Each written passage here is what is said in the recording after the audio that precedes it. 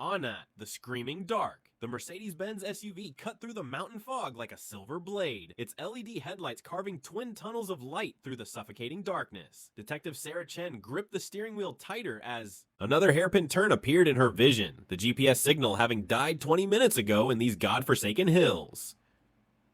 "Should have taken the highway," she muttered, glancing at her partner Marcus sleeping in the passenger seat. They'd been driving for 6 hours straight, chasing a lead on the Aanat murders, a case that had haunted the department for 3 months now. The radio crackled with static, then fell silent. Even the cell towers couldn't reach into these ancient valleys where mist clung to the trees like ghostly fingers. Sarah's foot pressed harder on the accelerator, eager to reach the remote cabin where their suspect was allegedly hiding. That's when she saw the figure. A woman stood in the middle of the winding road, her long black hair cascading over her pale face, arms hanging limply at her sides. Sarah slammed the brakes, the SUV's tires screaming against wet asphalt as they skidded to a stop mere feet from the motionless form.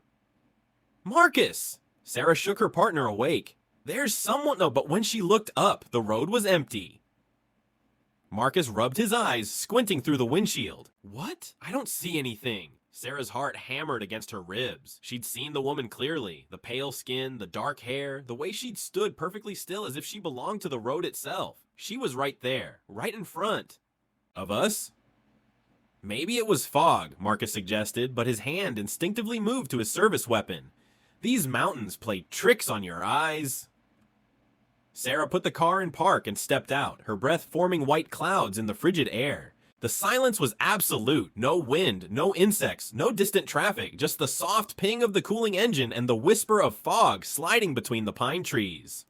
"Hello?" she called out. "Police! Is anyone there?" The word police echoed back from the valley walls, distorted and hollow. As the echo faded, Sarah heard something else. A low, keening wail that seemed to come from everywhere and nowhere at once. Marcus joined her outside, his flashlight beam dancing across the empty road. "We should get going. This place gives me the creeps." But Sarah couldn't shake the image of the woman. Something about her had been wrong. Not just her sudden appearance and disappearance, but something deeper. The way she'd stood so still, as if she were waiting. As if she'd been expecting them. They climbed back into the SUV, but as Sarah reached for the ignition, she noticed something in the rearview mirror. A face, pale, elongated, with eyes like burning coals and a mouth stretched impossibly wide. In a silent scream, the same woman from the road, but transformed into something nightmarish. Sarah spun around, but the back seat was empty. "Did you see—" she began, but Marcus was staring at his phone, frowning. "Signal's back," he said. "I'm getting a text from the chief. The suspect— Sarah, he's been dead for 2 days. They found his body this morning." The temperature in the car seemed to drop 10 degrees. If their suspect was dead, then what were they doing out here? Who had sent them the anonymous tip about the cabin? That's when Sarah remembered the case files. The Aanat murders, 7 victims over 3 months, all found in remote locations with their faces frozen in expressions of absolute terror. The killer had never been identified, and the only connection between the victims was a single word carved into trees near each crime scene. Aanat. Local folklore spoke of Aanat as an ancient spirit of vengeance, a woman who had died violently in these mountains centuries ago and now hunted those who traveled the lonely roads at night. The department had dismissed it as superstition, but now, a soft thud echoed from the roof of the SUV, then another, and another. Sarah and Marcus looked up at the ceiling, their breathing shallow. The sounds moved across the roof, not random. Impacts, but deliberate. Footsteps. "Someone's up there," Marcus whispered, drawing his weapon. The footsteps stopped directly above them. In the sudden silence, Sarah became aware of a new sound, a wet, rhythmic dripping against the windshield, but it wasn't raining. She turned on the windshield wipers, and the glass cleared to reveal thick, dark liquid in the streaks it left. Behind, letters began to form, AANAT. "Drive," Marcus said, his voice tight with barely controlled panic. "Drive now." Sarah gunned the engine, and the SUV lurched forward. Whatever had been on the roof tumbled off with a heavy thud, but Sarah didn't slow down. She pressed the accelerator to the floor, the powerful engine roaring as they raced through the twisting mountain road. In the side mirrors, she caught glimpses of movement in the trees, dark shapes keeping pace with their speeding vehicle. Moving through the forest with impossible grace, the shapes seemed to multiply, surrounding them on both sides of the road. There, Marcus pointed ahead. The cabin! A small wooden structure emerged from the fog, its windows glowing with warm yellow light. It looked welcoming, normal, a sanctuary from the nightmare pursuing them. Sarah yanked the wheel hard left, tires squealing as they turned onto the narrow dirt path leading to the cabin. They skidded to a stop in front of the building, both of them breathing hard. Through the cabin's windows, they could see the flicker of a fireplace and the silhouette of someone moving inside. Thank God, Sarah gasped. There's someone here. They can help us.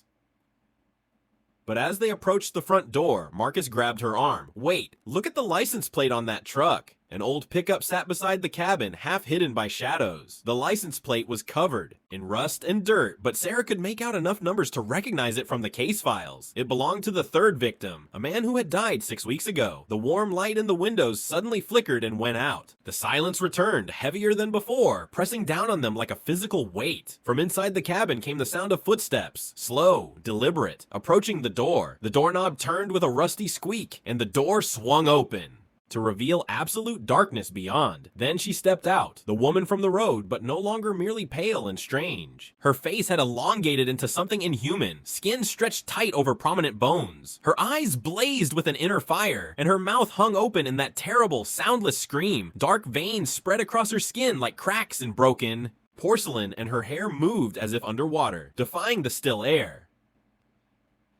Behind her, other shapes emerged from the cabin. The 7 victims of the Aanat murders, their faces bearing the same expression of frozen terror they'd worn in death. They moved with jerky, unnatural movements like marionettes controlled by an inexpert hand. Aanat, Sarah whispered, finally understanding. The creature that had once been a woman tilted her head, and when she spoke, her voice was the sound of wind through dead trees, of ice cracking on a frozen lake. You came, she said. You all come in the end. The road calls you here, and I am waiting. Marcus raised his weapon, but Sarah knew it was useless. You couldn't kill something that was already dead, something that existed in the spaces between life and death, feeding on fear and despair. The others thought they could escape. Aanat continued, her burning eyes fixed on Sarah. They ran, they hid, they fought. But the mountain is mine, the roads are mine, and now you are mine. The fog thickened around them, cutting off any hope of retreat. In the distance, Sarah could hear the sound of their SUV's engine dying, as if the cold itself had seeped into its mechanical heart. As Aanat and her collection of victims closed in, Sarah understood that they had never been hunting a killer. They had been the prey all along, drawn to this remote place by forces they couldn't comprehend. The anonymous tip, the dead GPS signal, the detour through the mountain roads, it had all been orchestrated to bring them here. The last thing Sarah saw before the darkness claimed her was Aanat's face. No longer screaming, but smiling. A cold, satisfied expression that promised she would soon join the others. Another guardian of this cursed road, waiting for the next travelers foolish enough to venture into the mountains after dark. The Mercedes-Benz SUV was found 3 days later by a highway patrol officer, abandoned on the roadside with its doors open and engine still running. Detective Sarah Chen and her partner Marcus Williams were never seen again, but locals reported hearing screams in the mountains on foggy nights, and the word Aanat began appearing carved into trees along the most remote mountain roads. The case files were quietly sealed, and the department issued a statement about the officers being killed in the line of duty. But the mountain roads remained, and so did she, waiting in the mist, calling to those who traveled alone in the dark, adding to her collection one terrified soul at a time.